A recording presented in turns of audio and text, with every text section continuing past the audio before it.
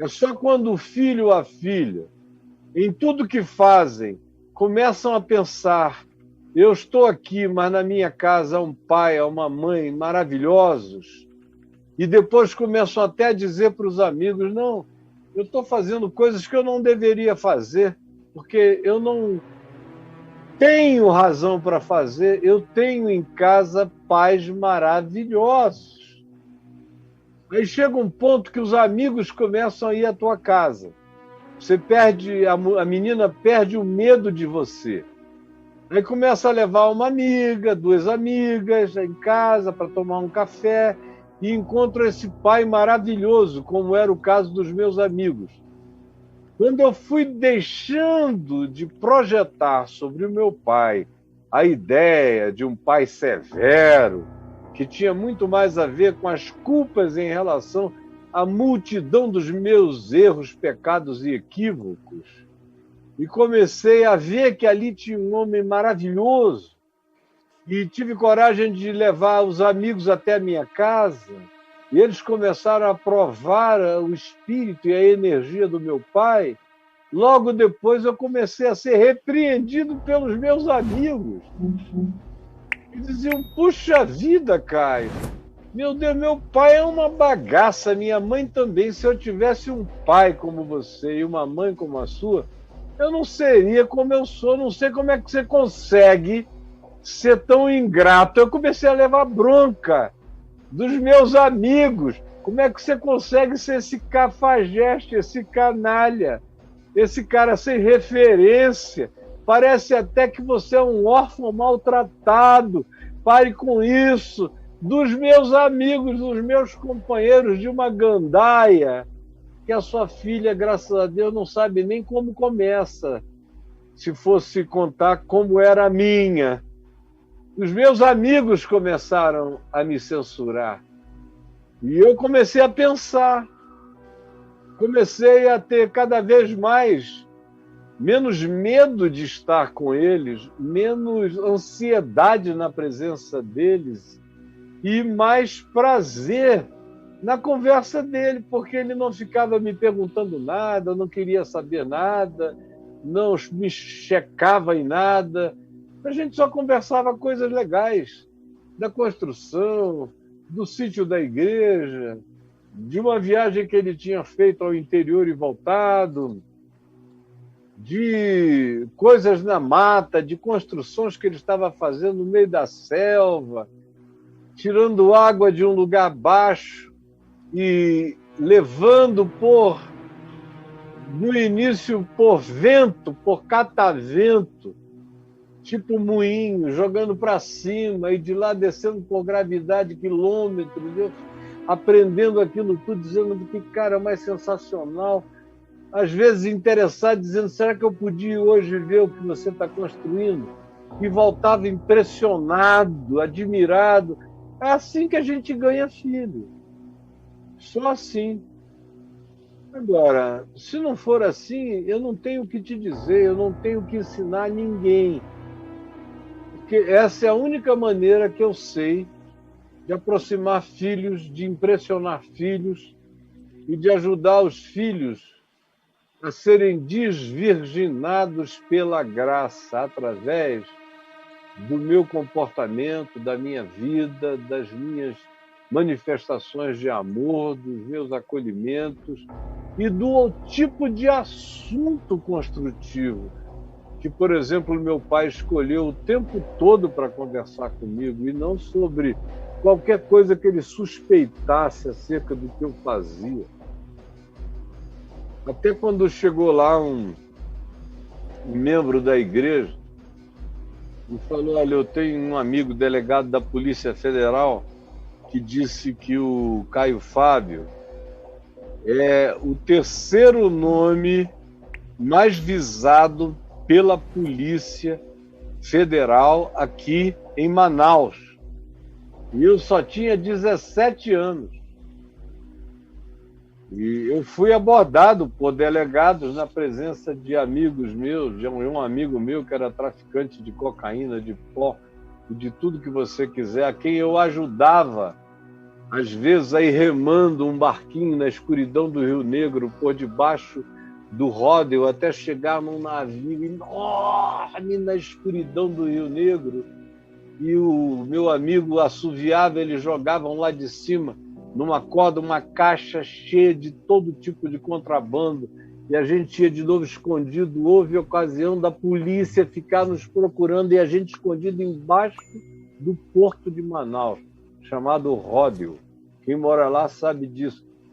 Eu fiz o que vocês não podem nem imaginar. E meu pai era informado e ele só fazia orar. Mas o senhor não vai chamá-lo? Ele dizia, olha, vocês não conhecem o meu filho. Quanto mais você o oprimir, mais distante ele vai ficar. E não deu outra, né? Quando começaram a ameaçar me matar mesmo, chegar com bandido contratado, dizendo, eu só não te mato aqui porque tem gente demais, mas você vai morrer.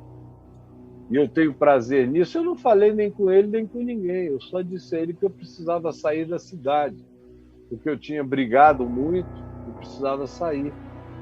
E aí ele consentiu, não tinha nem como não consentir, ele só me abençoou.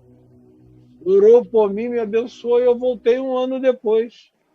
Quase morri também lá no Rio, porque fui andar com um monte de gente, prenderam 33 amigos meus na Ilha Grande. Meu Deus Foi o que me fez voltar para Manaus. Então, o que papai fez? Ele orou, me tratou bem e me constrangeu de tal maneira que o meu coração foi entrando em estado de culpa constrangida todo dia pelo amor do meu pai, da minha mãe, das orações deles. Isso me constrangeu. Eu, graças a Deus, não tive nenhum filho como eu. O filho que mais me deu trabalho era 1/3 das minhas calamidades do que eu praticava. A única diferença é que eu praticava longe de casa. E esse meu filho queria me provocar tanto que ele praticava em casa, para ver a minha reação. E eu logo me lembrei como meu pai tinha me tratado. Eu falei, é assim que ele vai ser tratado, e foi assim que eu o tratei. O tratei com firmeza quando era preciso, mas não perguntando o que você fez, de onde é que você estava, o que aconteceu. Eu aprendi que não. E que tem uma firmeza de princípios, mas que não tem que se transformar numa guerra e no enfrentamento paterno-filial, porque isso só coloca o filho na terra distante e sem coragem de voltar. Sabe aquele filho pródigo? A tua filha pródiga? Pensa no filho pródigo, que foi para a terra distante, o pai não mandou ninguém atrás. Mas o pai tratou com tanto amor, com tanta graça, com tanta igualdade, com tanto respeito, desaforo do indivíduo, que ele foi embora, perdeu tudo, depois de ter gastado com todo tipo de prostituição, hedonismo e loucura e embriaguez. Ele foi acabar cuidando de porcos e desejando comer a comida dos porcos. Aí ele lembrou que o pai dele era bom. E ele disse, quantos trabalhadores na casa de meu pai, todos os trabalhadores têm pão com fartura. E eu aqui morro de fome. Levantar-me-ei, irei ter com meu pai, e lhe direi, pai, pequei contra os céus e diante de ti, já não sou digno de ser chamado teu filho, recebe-me ao menos como um dos teus trabalhadores. E vindo ele ainda longe, seu pai o avistou, e correndo na direção dele, o abraçou e o beijou. Antes dele falar, ele disse, pai, pequei contra os céus e diante de ti, já não sou digno de ser chamado teu filho. E o pai disse, parou a declaração, não quis nem saber do resto, mandou colocar um anel no dedo dele, sandálias nos pés, vesti-lo como um membro da família, levá-lo para casa, porque ele estava arrependido, mandou matar um novilho, contratou a melhor banda da cidade e deu uma festa. Porque disse: esse meu filho estava morto e reviveu, estava perdido e foi achado.